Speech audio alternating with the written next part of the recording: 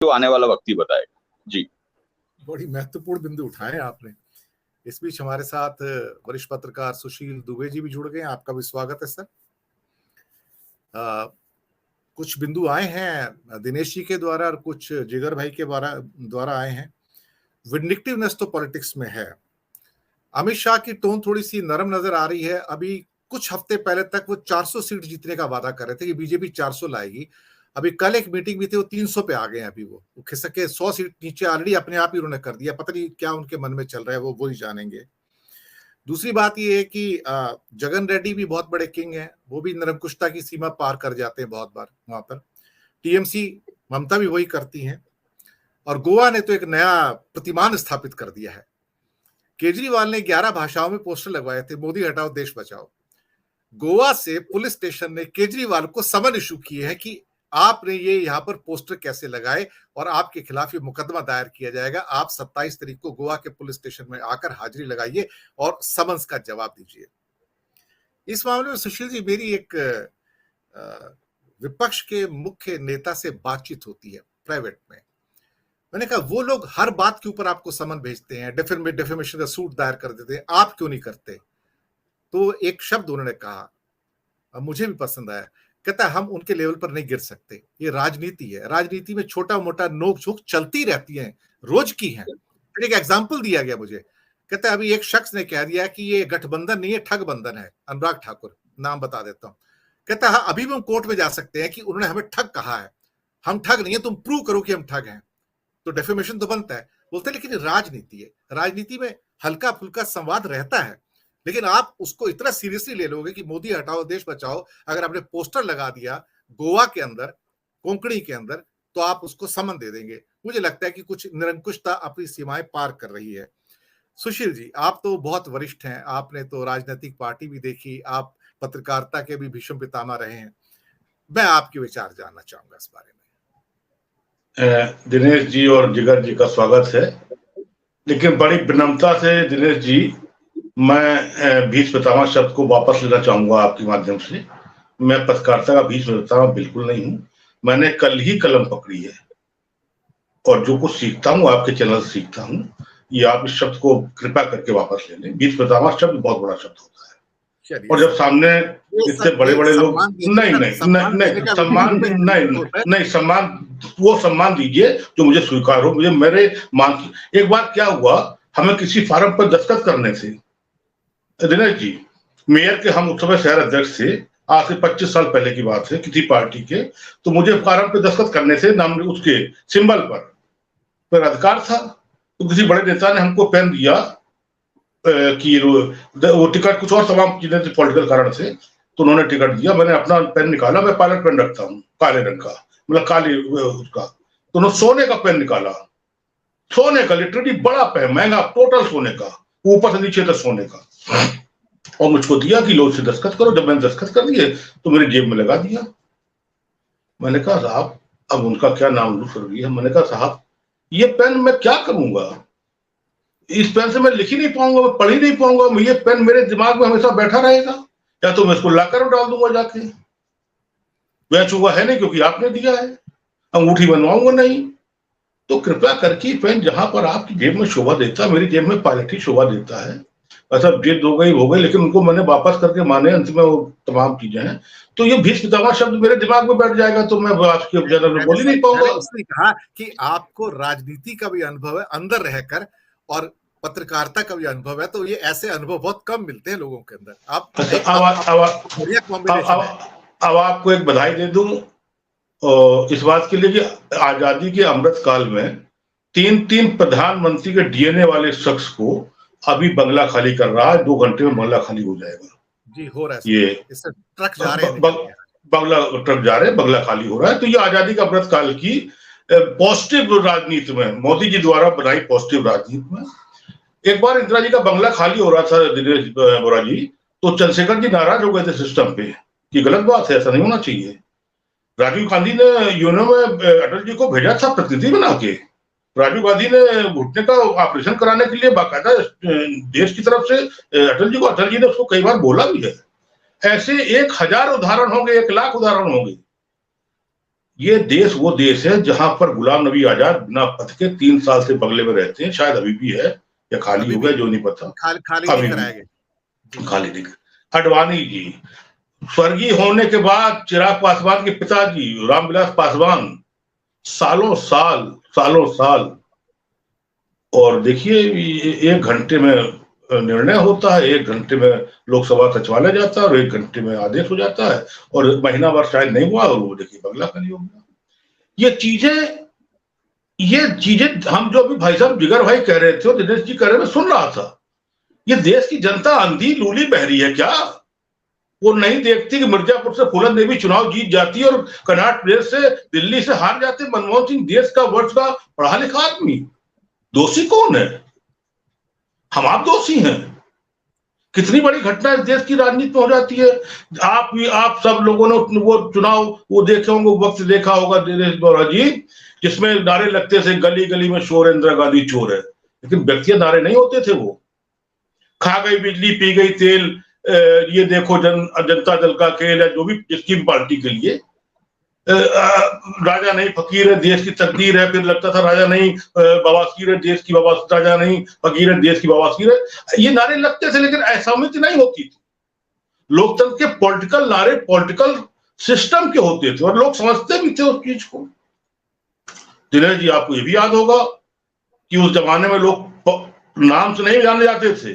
वो देखो कांग्रेसी जा रहा है, वो उस समय भाजपा होती नहीं थी, वो देखो संघी जा रहा है, अरे वो देखो जाओ कामरेड को बुला लाना, जरा कामरेड को ले आना। तो यही सब हो।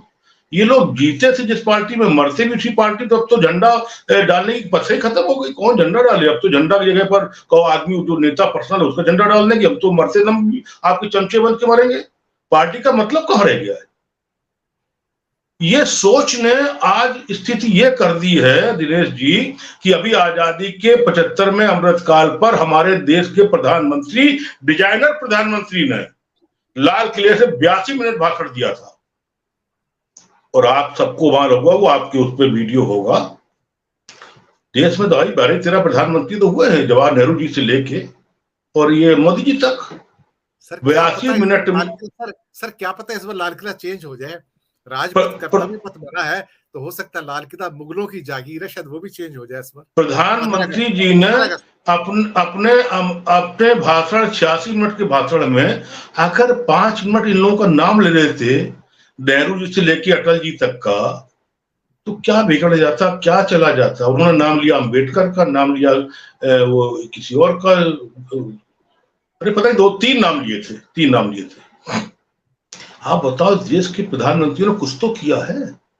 कुछ भी नहीं किया। आजादी के अमृतकाल में उनका कोई योगदान नहीं। ये सोच बढ़ते हम समझते हमारे दोनों पैनलिस्टों ने वो सीन देखा होगा जो समय काशी कॉरिडोर का उद्घाटन हुआ है। एक फिल्म आई थी बाहुबली, उसके सेट आप देख लीजिए तो उसी सेट में से एक सेट वहां लगा था। वो सेट था कि 500 मीटर से वहां महिम आ रहे हैं और दोनों तरफ लोग फूल और डंगाड़े लिए खड़े हैं। कोई दूर दूर तक कोई नहीं, ना उत्तर प्रदेश का सीएम है, ना उत्तर प्रदेश की राज्यपाल महोदया है, कोई कुछ नहीं है। और काशी की तरफ चल रहे हो, जो चाल है वो तो आप देख ही रहे हैं। ये चीजें क्या, ये जेस्चर्स क्या बताते हैं ये सब, ये बॉडी लैंग्वेज। और फिर अभी हमारे किसी मित्र ने कहा, बात सच है, एकदम सच बात है। पहले बड़े कद के लोग, पद नहीं बड़े कद के लोग जीत के आते थे। जब कुर्सी बैठते तो कुर्सी की महिमा बढ़ती थी। एक नाम नहीं, विपक्ष के 500 हजारों नाम है। अब आज बता दीजिए, आज यूपी ये मोदी 2 चल रहा है, एकदम से हम आपसे पूछ लें कि वो संचार मंत्री कौन है देश का, तो शायद कोई बता पाए। अरे रेल मंत्री का नाम बता दीजिए, कोई थोड़ा सा 2 मिनट ध्यान करना पड़ेगा। आप सब पत्रकार हैं तो तुम बता देंगे तर्क से। आम जनमानस में जो बड़े बड़े मंत्रालयों के नाम, अर्जुन सिंह ने एचआरडी विभाग चलाया, कौन नहीं जानता था। सुषमा स्वराज विदेश मंत्री नहीं, कौन देश में नहीं नाम जानता था। आज विदेश मंत्री का कोई नाम बता दे। तो ये सब चीजें क्या सोच करती हैं। एक गडकरी जी ने अपने हाथ पैर पटक के, अपनी मेहनत से, अपनी सेवा से, अपने विकास से एक बना लिए कि भाई लोग जानते हैं कि उसमें कोई गडकरी जी भी हैं। राजनाथ जी का इतना है कि भाई हमारा औरा बना रहे, हमारा पद बना रहे, हमसे कोई लेना, कोई नृप होए कहानी। इस माइंड सेट के ये बड़े लोग हैं, हम आप तो बहुत छोटे लोग हैं।